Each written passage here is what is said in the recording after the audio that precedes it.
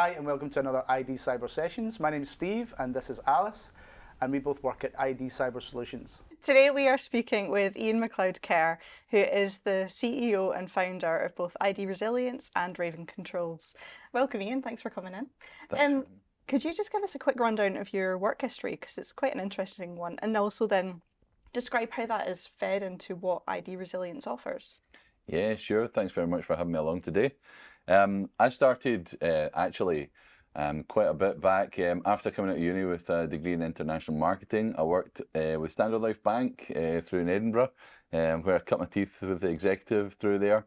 Really interesting, but what I found very much in that environment was it was quite confined. You know, I had a lot of innovative ideas coming out of uni fresh, and what I found was that the system couldn't actually do a lot of the stuff that I was wanting to do, and that led to quite a bit of frustration from me. So I moved on from that to a sales job, actually working with Unilever, and I really enjoyed that, but again, just wasn't challenging enough. So that led me to think, right, what can I do on a daily basis that's going to challenge me? And I then decided that actually the police was calling me. So I joined the police, which I absolutely loved. I was in the police for 10 years, and I specialised in emergencies and counter-terrorist planning, where I worked for half of my service. That's really where I totally found my passion for resilience, and ultimately I really saw that there's a massive opportunity out with the police to actually deliver testing and exercising, but really listening to the client at the heart. There was a lot of reliance from my observations in the time working in the police where it was all left to the blue light services to do, you know, and I actually thought, looking at the key risks and the proportionate risks to these events and venues, that actually we need to look a bit deeper than that. Yes, of course, it's super important to look at, you know, the key threats and risks that face us, you know, in today's environment. But actually looking at things like, you know, what happens if the ticket scanners don't work, you know? Who's actually, you know, who's actually dealing with the public safety issue if the bins are overflowing, for example? I know these are small examples, right? But, you know, what that actually leads to is an understanding of the response across multiple levels of communication and coordination within events. So you've obviously quickly covered risk there. So in terms of businesses, you know, what should they be considering when it comes to, you know, the basics of risk? Sure. So ID Resilience specialise in testing and exercising. So what we do is we work very closely with organisations to understand what threats and risks face them as an organisation. So ultimately within every business organisation, they will have a risk register. You know, we work with them to understand that and their business continuity arrangements. From that, we'll work with them to actually design a programme of exercises or sessions where we actually look to bring them on a resilience journey. You know, it's not just about us coming in, testing their team, finding, you know, all the vulnerabilities and then leaving again. You know, we want to work with them on an ongoing basis to understand where the vulnerabilities are, exercise those, but in a safe and positive environment. I think that's so important. You know, you need people really to, you know, understand that they're part of the process and buy into the culture of resilience. And as part of that, I know that you offer tabletop exercises as part of your exercise program. Sure. Which is obviously a really kind of positive and proactive way to get people really involved in the process. Yeah. So I was wondering, for those who don't know, could you kind of briefly explain what tabletop exercises are and what the benefits are? Yeah, absolutely. We run exercises of all sorts of sizes and scales. The tabletop exercising is the main area that we do focus on as well. That's where, you know, and we work across multiple sectors as well. So we work with business organisations, we work with football clubs, we work with venues, arenas, major events. Just about to do Ryder Cup over in Italy as well. You know, so the key thing about it is identifying all of the key stakeholders involved in the delivery, either of that business, organisation or event. Now, one of the areas that we look at after that is identifying the risks, as you mentioned, but also importantly those channels of communication. So notification and escalation is a key theme that will run throughout all of our exercises. And then when you look at the outcomes of the exercises, the same thing comes up over and over and over. Yeah. It's a lack of key communication, you know, and communication is central to what we're doing. So how can we enable that? So we'll work through challenging scenarios based on their key risks and exercise people's responses to those in those tabletop sessions. The way I like to do it is not the traditional sense where people will get paper feeds into their tables. You know, I like them to be very interactive. Yeah. You know, I like people to, you know, yes, they'll be sat at their tables, predominantly in like functional areas or areas of business, because we want to work through the response process right from that operational response locally and then build it out to see how ultimately, if it merits that strategic response as well and how that all interacts with each other as well. So to do that, people need to speak to each other. Yeah. So I don't want them to be confined to their tabletop environment. I want them to get up off their seats, find that, you know, quite often we'll simulate meetings. You know, if there's a crisis management meeting, for example, let's simulate it, because people don't get the opportunity to do that unless they're in a crisis. Yeah. And that's not conducive to, you know, a good response. You know, so what we want to have is people having the confidence that they have the right people around that table, because quite often everybody wants to be in a meeting and it's a strong chair that says, no, you're not in this meeting. We want the relevant individuals to be a part of that response and then know how to seek the relevant advice where possible. Yeah, which is actually something critical to things like cyber assurance certification, things like that. You need to know who is in charge of different aspects of your Absolutely. security. It's For sure. it's critical. Yep. Do you have a particular example of a scenario that you might run during one of these exercises that you could share? Sure. I mean, it's very interesting, and we have a bit of a strange phenomenon where quite often we look at, you know, the key risks that are happening in the world, and then we'll deliver a session based around those as well. And we actually delivered a session for a large global organisation a couple of years ago now, actually, and it was focused around the cyber threat. Now, we spent the day exercising the session across their whole organisation, activating teams, really simulating the response to that cyber scenario. And then the next day, the talk scenario broke in real time. And the scenario that was used for the exercise the day before was exactly the same as what happened in real life. So, you know, the guys were on the phone saying, how did you know about this, you know? But the important thing about that is that attack methodology was so current, you know, and that was great to actually simulate that response, because it gave them confidence that, yeah, of course there's key areas and learnings that they took out of that, but they had gone through in a safe and controlled environment to actually understand those key risks and know who to bring in that response. Yeah, that's true, because they'll instantly be able to relate that and say, well, if that was us, Exactly. we wouldn't be in their position right now. Yeah. We'd be in a much safer position. Yeah. We'd know exactly what the steps Yeah, were. go through the process, yeah, for sure. It's fantastic. So ID Resilience, we're moving on. So you've also got Raven Controls as well. Do you want to tell me a little bit about Raven Controls and how that came about? Yeah, sure. So very early on in delivering a lot of the exercises for ID Resilience, one of the key things kept coming up over and over and over in the learnings. We do an after action report, and one of the key features was constantly a lack of proper logging procedures. I really couldn't believe, coming from the police environment where everything was logged, rationales were captured and justified.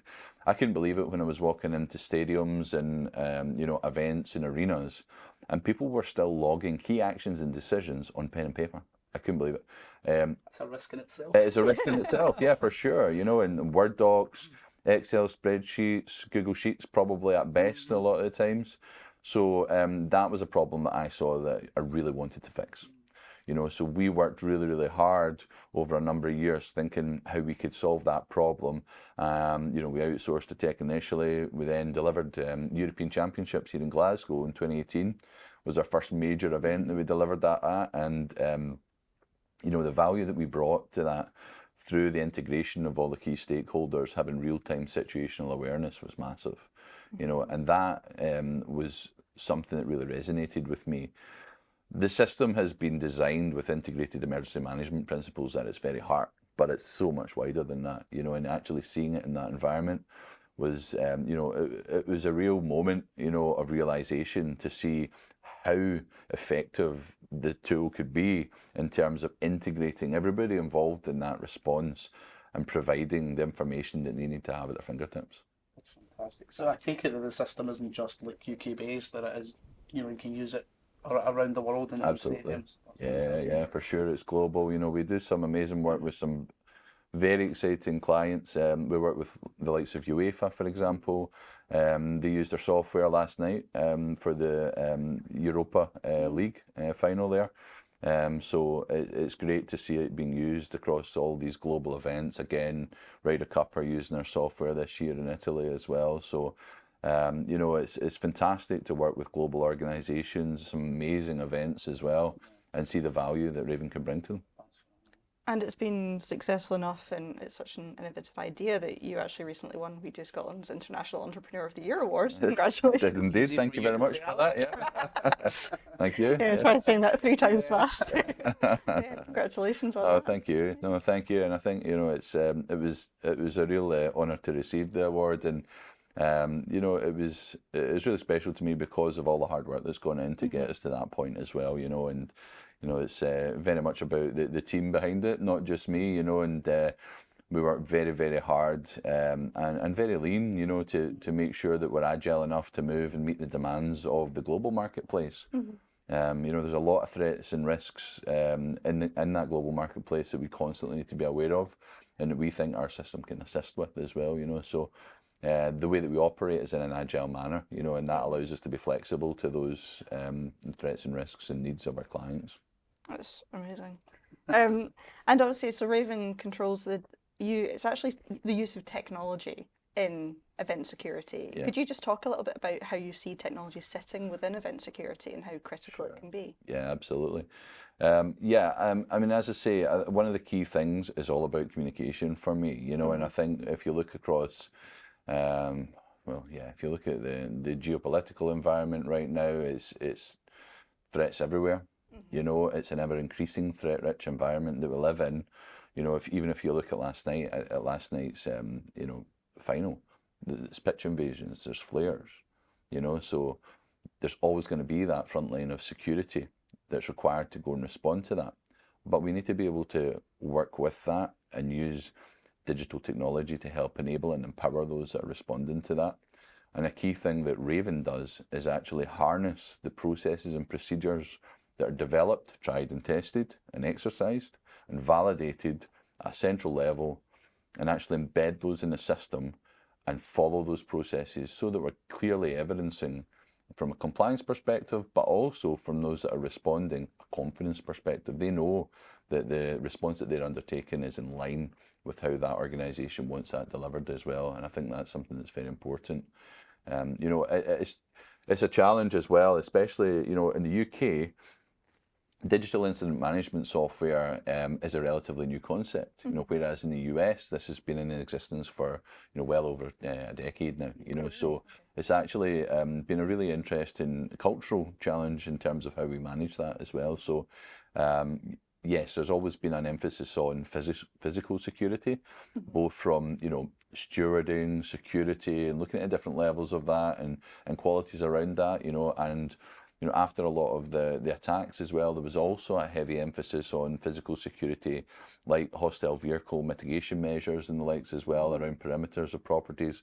However, the digital aspect I felt was kind of neglected, you know, so that's where Raven can really come in and add a lot of value. Fantastic. So you're talking about all this technology, the latest technology buzzword, I suppose, is AI. Do you see AI being part of what you do then going For forward? sure, absolutely. It's a central aspect of what we're doing. It's one of our key competitive advantages as well that we've integrated AI into our software.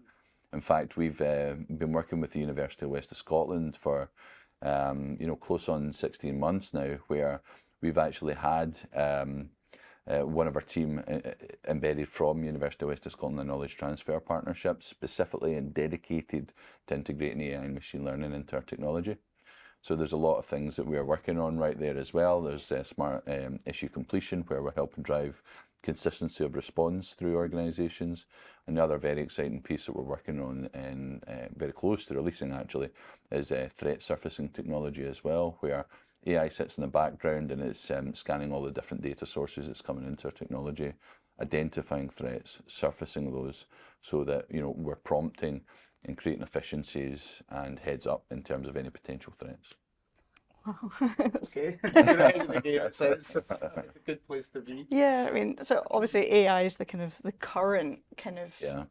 new kind of technology coming through that you're embracing. But do you have any ideas about kind of potential future advancements in event security technology? Yeah, I mean, like, I'm a big lover of tech, and definitely a futurist, and I like to look to see what's happening ahead of times. But who would have known that AI would have progressed at the rate it's progressing at? Yeah. So you just don't know really what's coming around the corner. And but I think one of the key things for me is being open to new technologies Hmm. and being able to assess those and understand how they can help you advance.